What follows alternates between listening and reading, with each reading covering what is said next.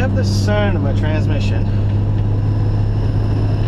Sounds like this. That high-pitched kind of weird shit. As soon as I lay my foot on the clutch, I don't even really need to push it in that much. It completely goes away.